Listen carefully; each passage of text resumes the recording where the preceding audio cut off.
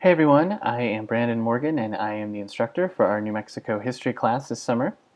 I'm very excited to meet all of you. I'm looking forward to working together to learn more about New Mexico's complicated and diverse past.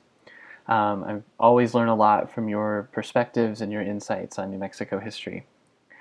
In terms of my experience with online classes, I wasn't a student in an online class until 2011 when I had to certify to teach online for CNM.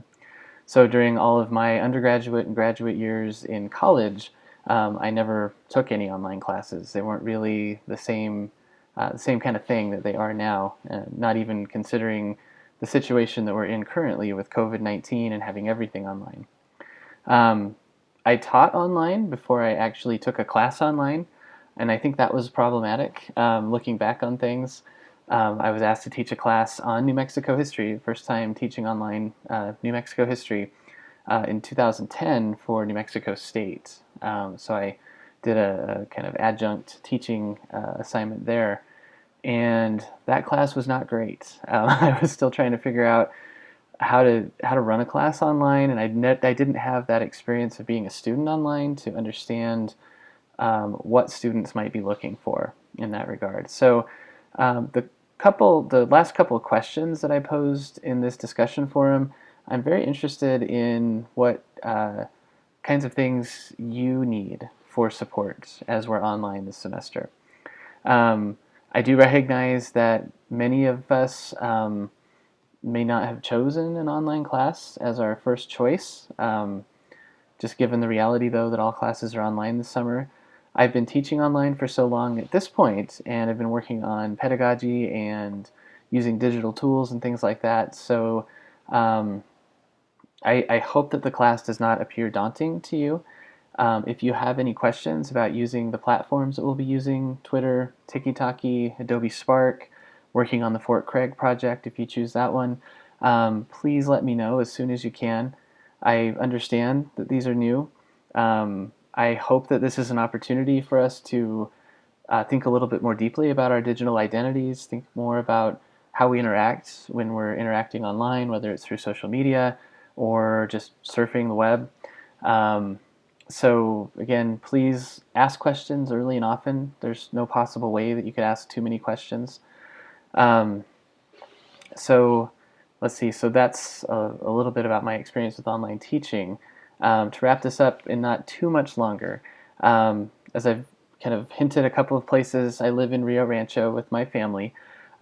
We have my wife and I have a seventh grader, fifth grader, and a third grader. So they'll be going into those grades next year.